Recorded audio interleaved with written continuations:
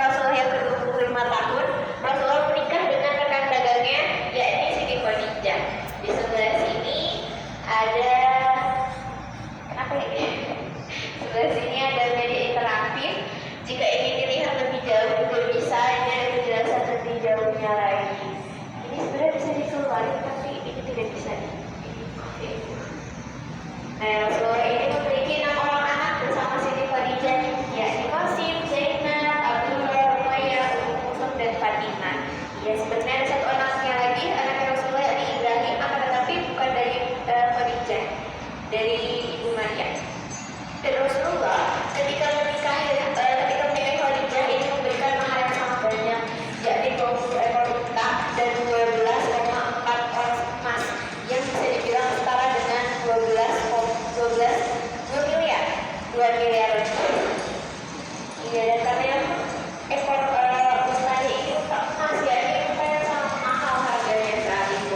Ini tuh menandakan bahwa Rasulullah menjadi seorang pemuda yang sukses dalam berdagangnya. Tapi meski begitu, Rasulullah beserta keluarganya tetap hidup secara sederhana. Bisa kita lihat dari sini, ini ada ilustrasi mengenai kesederhanaannya Rasulullah. Ada pakaiannya, bentuk kepalanya atau imamah, serta ada teropah ataupun alas kakinya. Sangat sederhana sekali. Boleh silakan apabila ingin didokumentasikan terlebih dahulu. Dan setelah itu boleh kita ke sebelah sini. Ini ada maket dari rumahnya Siti Khadijah. Nah, rumah Siti Khadijah yang ada di tengah itu sengaja agar atapnya dibuat terbuka agar kita bisa melihat isi di dalamnya. Di situ juga ditunjukkan tempat dari kelahirannya Siti Fatimah. Saat itu Rasulullah seorang pengusaha yang sukses dan juga menikahi seorang saudagar kaya yaitu Siti Khadijah, yang konon katanya kekayaannya ini mencapai 1/3 kekayaan seluruh kota Mekah saat itu. Akan tetapi tetap saja hidup sangat sederhana. Contohnya dari sini, ini adalah ilustrasi dari perabotan yang dipakai oleh Rasulullah. Tidak terbuat dari logam seperti emas seperti itu, tapi terbuat dari tanah liat dan juga batu yang sudah dipahat. Sangat sederhana sekali. Dan di sebelah sini juga boleh kita lihat, ini ada maket dari Masjidil Haram. Ya, saat itu Masjidil Haram ini di tengah-tengahnya ada Ka'bah, di mana Ka'bah ini masih terlihat sangat sederhana dan sekelilingnya masih dikelilingi oleh berhala-berhala yang saat itu disembah oleh orang-orang sekitar Arab. Dan boleh kita juga di atas ada ilustrasinya.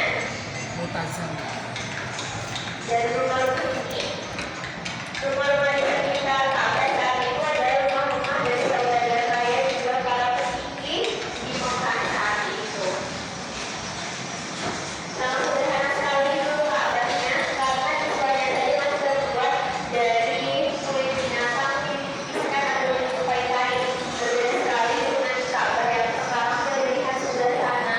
Ka'bah yang sekarang kayak siswanya terbuat dari sutra dan juga ada lapisan emasnya.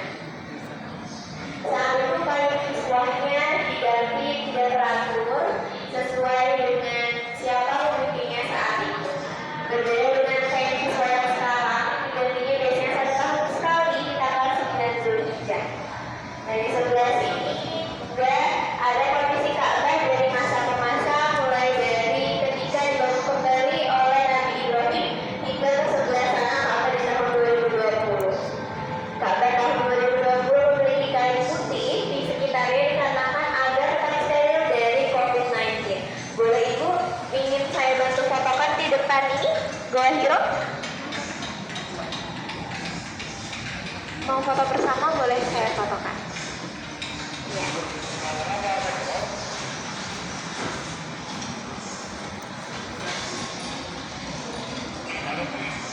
Boleh 1, 2, 3. Oke, boleh dari 3 ya. 1, 2, 3. Boleh 1 kali lagi. 1, 2, 3. Oke. Ya. Boleh kita lanjutkan lagi. Ini adalah replika dari Gua Hiro. Ya. Sebenarnya Gua Hiro yang asli kalau kita tanya lebih kecil, lebih sempit daripada ini, buat besar dan kita bisa melewatinya. Gua Hiro ini adalah tempat turunnya wahyu pertama, yakni Quran Surah Al-Alaq ayat 1 sampai 5 di sebelah sana. Nah, ini adalah ilustrasi surat Al-Alaq. Ini menggambarkan cerita di Gua Hiro yang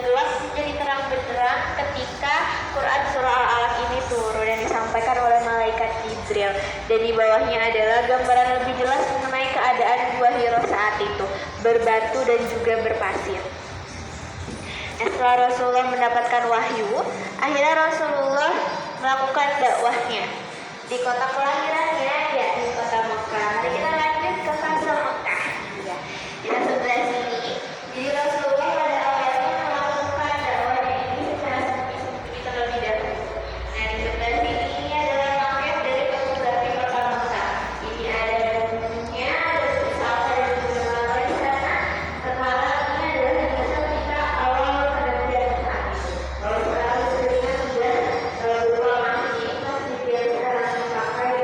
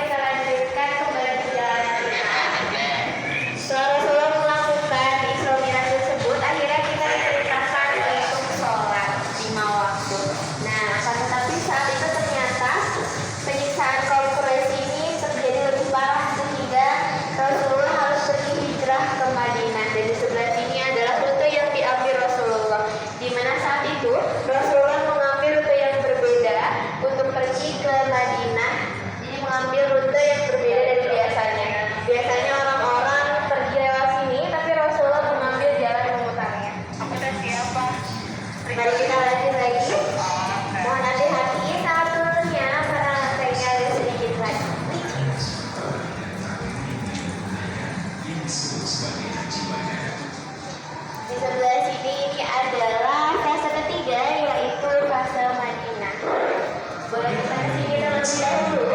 Ini adalah maket dari dua masjid yang dibangun oleh Rasulullah. Nah, ini adalah maket masjid Kuba, di mana masjid Kuba ini adalah masjid pertama yang dibangun oleh Rasulullah. Jadi sebelum sampai ke Madinah, Rasulullah membangun masjid Kuba terlebih dahulu saat sedang bersinggah di Kuba. Lalu setelah sampai di Madinah, barulah Rasulullah membangun Masjid Nabawi. Dan ada bangunan kecil di sebelah sana, itu adalah rumahnya Rasulullah di samping Masjid Nabawi. Boleh kita melanjutkan perjalanan ke sebelah sini. Sebelum sampai di kota Madinah, Rasulullah Ini boleh berkeliling secara mandiri. Silahkan rutenya lewat sana ataupun mau langsung masuk juga boleh. Di sebelah sana, di belakang juga di pinggir ada media interaktif yang bisa dicoba. yang merupakan kaum muslimin yang tinggal di kota Madinah. Mau muter dulu nggak apa-apa? Kemudian Rasulullah memasyarakatkan antara kaum muhajirin dan kaum ansor agar mereka dapat saling beradaptasi satu sama Di lain. sebelah sini ini ada mengenai perang Badar, Karena itu, Rasulullah yaitu adalah zirahnya Rasulullah, replikanya, yang aslinya itu beratnya sekitar 20 kg. Piagam ini ditandatangani oleh berbagai suku dan kelompok yang menetap di Madinah. Salah satu fungsi piagam Madinah adalah menyatukan dan menciptakan kehidupan masyarakat yang damai dan tentram di balik segala perbedaan yang ada. Saat perang Badar ini Rasulullah tidak ikut berperang. Selanjutnya, Rasulullah membangun masjid yang Tenda itu melambangkan atau menandakan bahwa saat itu Rasulullah tidak ikut berperang dan berdiam diri karena umat muslim saat itu merasa khawatir jika Rasulullah ikut berperang. Takutnya Rasulullah terluka. Namun, kaum kafir Di sebelah sini juga ada peristiwa peperangan saat itu. Ada perang Badar, perang Uhud, nanti ada perang Khandaq atau perang Karib. Di perang Uhud ini pasukan muslimin kalah karena beberapa pasukannya tidak menuruti apa kata Rasulullah. Di sebelah sana ada mengenai perjanjian Hudaibiyah, gencatan senjata selama 10 tahun dengan kaum Quraisy. Akan tetapi orang-orang Quraisy malah tidak mengikuti perjanjian tersebut, dan akhirnya Rasulullah terjadilah sebuah peristiwa, yakni pembebasan kota Mekah, yaitu Fatu Mekah. Sebelah sini ada senjata-senjata yang dipakainya. Ini ada cincin. Ini adalah replika cincin yang digunakan Rasulullah untuk mencap surat-surat. Iya, jadi sekarang dan di dalam jelasnya ada surat-surat untuk para raja. Nanti ada contoh capnya. Iya. Setelah mendengar kabar tersebut, Rasulullah menurunkan 10.000 pasukan menuju kota Mekah. Di sebelah sini juga ada media interaktif, boleh dicoba. Kota Mekah pun jatuh ke tangan Ini ada penjelasannya. dan tanpa pertumpahan darah. Waktu itu 10.000 pasukan muslimin datang ke Mekah. Peristiwa ini Saat orang-orang Quraisy tidak melaksanakan perjanjian Hudaibiyah. Lalu ini juga ada peristiwa penghancuran berhala di sekitar Ka'bah yang tadi saya ceritakan di awal. Dan ini ada Bilal bin Rabah yang mengumandangkan azan pertama kalinya di atas Ka'bah. Boleh silahkan coba. Ini di satu. Iya.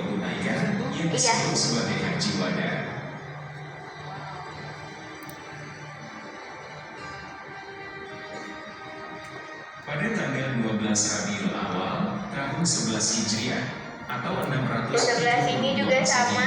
Rasulullah wafat setelah Kalau di sebelah sini penjelasan mengenai daerah kekuasaan Islam dari masa ke masa.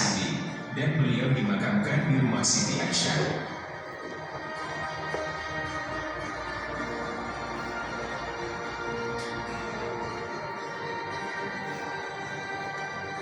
Boleh juga di sebelah sini dicoba.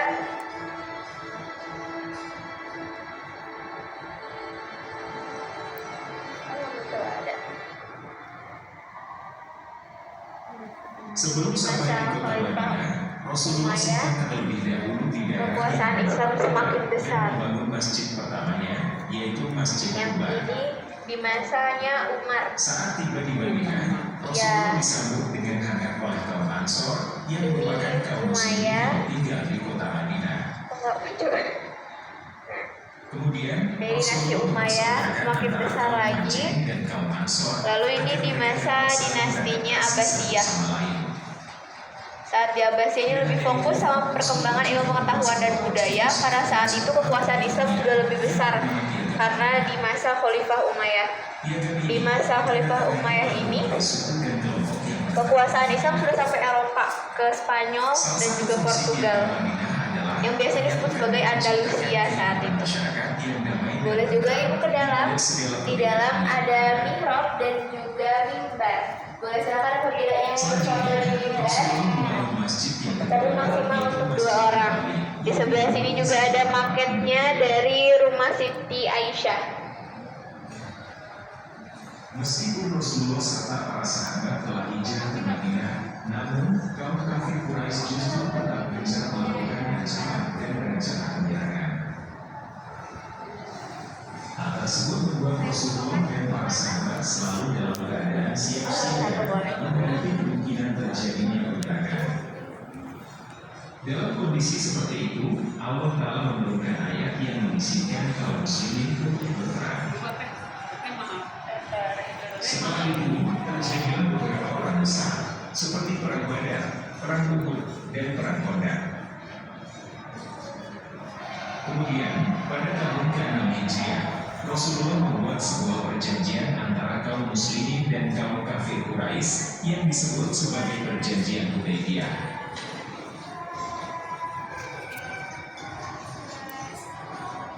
Salah satu isinya adalah kesepakatan dan tanpa perubahan darah.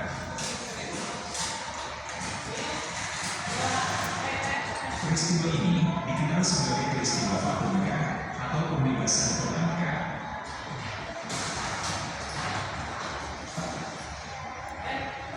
Di tahun ke-10 Hijriah, Rasulullah mengajak 120 jemaahnya untuk melakukan haji perpisahan yang juga merupakan haji pertama dan terakhir yang dilakukan, yang disebut sebagai haji wada.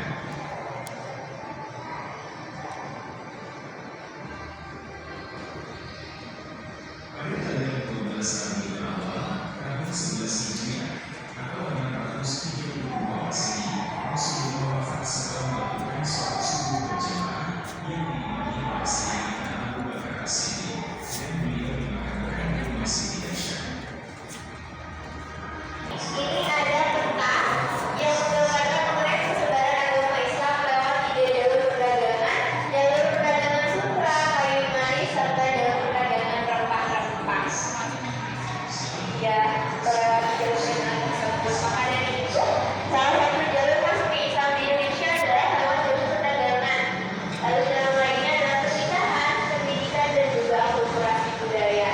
Dan di sebelah sini ada tentang persebarannya. Jadi Islam itu masuk di Samara di tahun 1204 dan akhirnya menyebar ke seluruh Nusantara. Sedangkan di Jawa Barat, Islam masuk lewat kota Cirebon. Karena saat itu, kota Cirebon ini memiliki sebuah pelabuhan yang menjadi pusat perdagangan di sana. Jadi akhirnya datang berbagai pedagang dari berbagai tempat dan berdagang di Cirebon. Nah, maka dari itu, kita masuk gerbang Cirebon, jadi menandakan awal masuknya agama Islam ke kota Jawa Barat, ke kota Cirebon ataupun di Jawa Barat. Nah, ini sebelah sini ada tokoh-tokoh penting yang mengawali penyebaran Islam di Jawa Barat, mulai dari Pangeran Bratalegawa, seorang pangeran dari kerajaan Galuh. Ia adalah seorang yang berhaji pertama kali dalam orang Sunda. Jadi orang Sunda yang pertama kali berhaji. Hingga ke sebelah sini, iya, ada yang bilang orang Sunda pertama, ada yang bilang orang Indonesia pertama yang berhaji. Nah, di sebelah sini sampai Syekh Syarif Hidayatullah atau Sunan Gunung Jati. Jadi semua orang di sini ini masih memiliki keterkaitan satu sama lain, masih memiliki kaitan darah dan sebagainya. Ya, Rara Santang itu adalah ibunya Sunan Gunung Jati. Iya. Pangeran Walang Sungsang serta Kian Santang dan Rara Santang merupakan saudara. Paman Rasa ayahnya. Dan di sebelah sana Islam di Banten. Kalau Islam di Banten ini masuk tadi lewat jalur kedua, yaitu jalur pernikahan, di mana Sunan Gunung Jati ini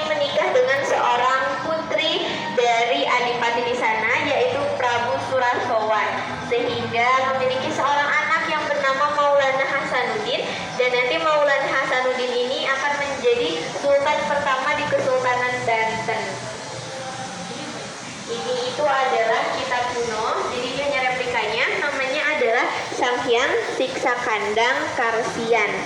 Jadi ini kitab kuno yang dibuat di masanya Prabu Siliwangi di zaman kerajaan Pajajaran. Iya, ini dibuat untuk menjadi pedoman hidup bagi orang Sunda saat itu, dan ini mengatur interaksi antara manusia dengan manusia, manusia dengan alam, juga manusia dengan Tuhan. Makanya namanya Sang Hyang. Hyang itu artinya Tuhan. Seperti kalau di kita sekarang pakai sembahyang. Iya, menyembah Hyang Tuhan. Nah, di sebelah sini ini ada jalur masuk ketiga tadi, yakni lewat pendidikan, di mana pondok pesantren menjadi cara orang untuk menyebarkan agama Islam saat itu. Mulai dari pondok pesantren Syekh Nuro sampai di ujung ada pondok pesantren Asyrafuddin di Sumedang.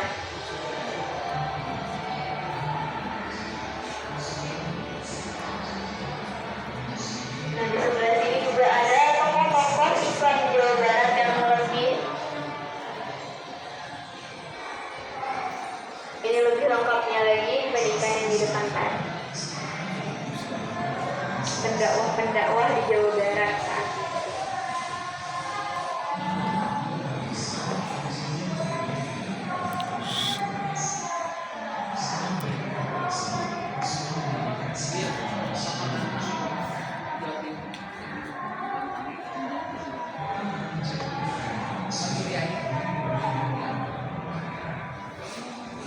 Sebelah sini, ini juga ada ruangan koleksi kami yang mengoleksi mushaf-mushaf Sundawi. Di sebelah sini juga ada media interaktif, bisa dicoba seperti ini. Mushaf Sundawi, ya, Al-Quran mushaf Sundawi. Sebenarnya aslinya itu disimpan di perpustakaan Pusdaki, jadi hanya replikanya saja, ya. Jadi ini itu pola-pola di pinggir-pinggirnya ini itu khas dari Jawa Barat. Iya. Di sini juga ada disebutkan perbedaan dari setiap polanya. Ada pola teh, ada kok nggak benar. Nah, iya. Mana ya yang ada? Jadi ada ini motif Banten, motif teh seperti itu. Oh, jadi yang ini ada motif. Iya. Ini motif Bogor ya, Sukabumi ini motif Iya, Cirebon, Indramayu. Indramayu. Jadi motif itu khas dari Jawa Barat. Semuanya. Iya, semuanya. Karena ini dibuat oleh 40 orang seniman dari Jawa Barat selama sekitar 2 tahun 1995 sampai 1997. Ini itu replikanya, tapi dibuatnya itu oleh salah seorang yang membuat yang dari 40 orang tadi. Nah, ini itu tempat penyimpanan seperti ini. Jadi pusda ini jadi disimpan seperti Al-Quran kayak gini, tapi di kotak, dan kotaknya ini berisi 10 laci. Setiap lacinya itu berisi 1 juz. Jadi ada 3 kotak seperti ini kalau mau seluruh Al-Quran disimpannya. Ini juga ada mushaf wakaf dari Ibu Tin. Ibu Tin Sohar. Jadi itu memiliki beda-beda itu motif-motif di pinggirnya. Setiap juznya berbeda-beda. Ini juga ada mushaf-mushafnya seperti ini.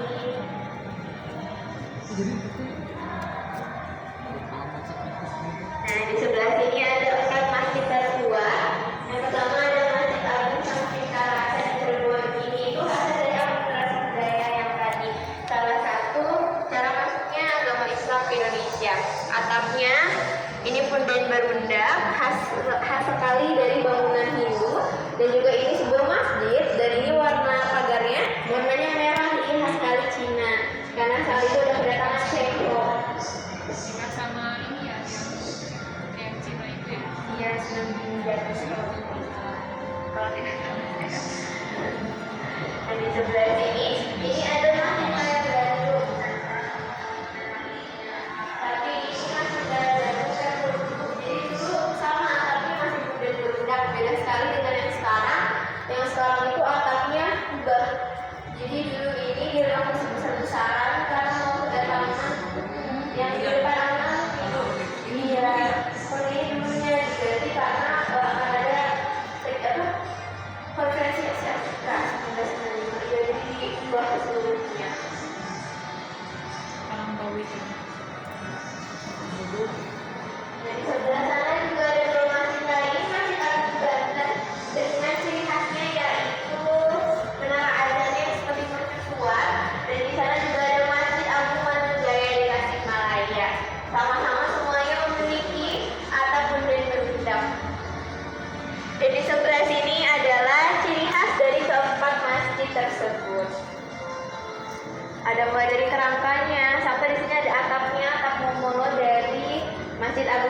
Jaya.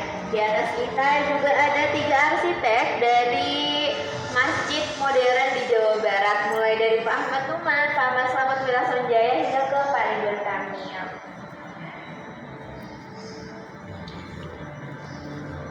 Nanti kita lanjutkan ke sebelah sini. Boleh apabila ingin didokumentasikan terlebih dahulu, Ibu.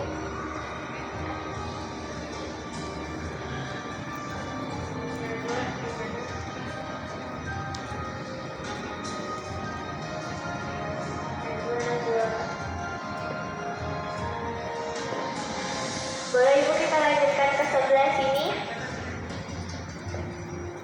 Ini adalah area dari pergerakan orang-orang Islam di Jawa Barat dalam melawan kolonial. Saat itu pemerintah memperlakukan kebijakan-kebijakan seperti ini yang sangat merugikan orang-orang pribumi di masa itu.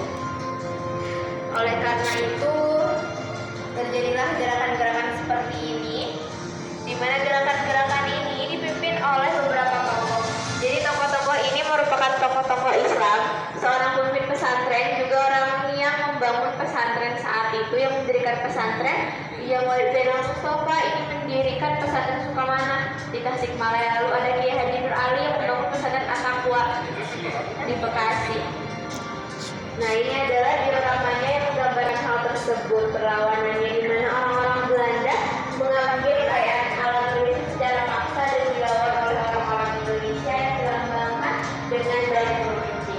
Di sebelah sana juga ada gambaran dari keadaan mengaji saat itu kurang lebih seperti ini, dan ini juga menandakan bahwa saat itu orang-orang Islam ini turut andil dalam melawan pihak kolonial. Di sebelah sana itu ya itu pecinya wajib murid. Dan lihat nah di sebelah sini ada 2 tokoh. Ini adalah Kiai Haji Hashim Asy'ari yang berdiri Nahdlatul Ulama. Di sebelah sana adalah Kiai Haji Ahmad Dahlan, berdiri dari Muhammadiyah. Di mana masing-masing dari tokoh ini itu melambangkan sistem pendidikan yang berbeda. Beliau melambangkan sistem pendidikan Islam tradisional yang berupa pesantren, dan beliau ini melambangkan sistem pendidikan Islam kurikulum atau modern. Jadi Muhammadiyah bersama satu lembaga lain yakni PLCIS itu adalah 2 lembaga yang memprakarsai pendidikan Islam modern di masa itu. Di sebelah sana juga akhirnya ketika Indonesia merdeka berdirilah perguruan tinggi Islam. Nah, UNISBA itu menjadi perguruan tinggi Islam pertama di Jawa Barat yang berdiri di tahun 1958. Tahun berikutnya berdirilah Universitas Nahdlatul Ulama, dan yang sekarang dikenal sebagai UNIUS. Dan ternyata IAIN yang sekarang menjadi UIN Sunan Gunung di Bandung baru berdiri di tahun 1968. Ya.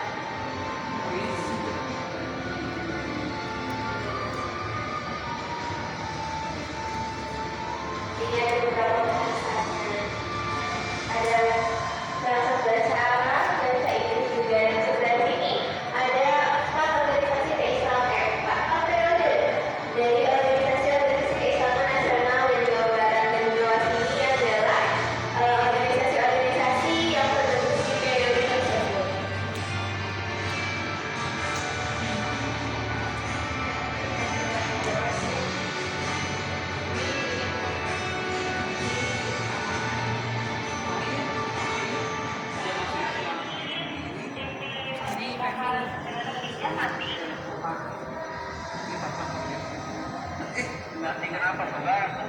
Ibu boleh mau difoto di sebelah sana? Itu ada background negara Rasulullah.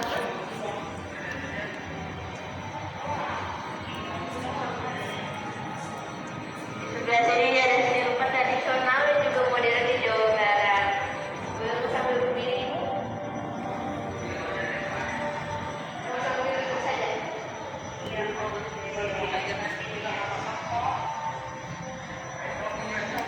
Boleh di situ berjejer? Atau Ibu juga boleh duduk? Ya, begitu juga boleh.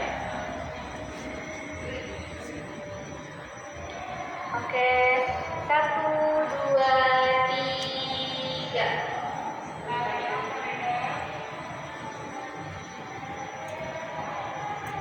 1, 2, 3.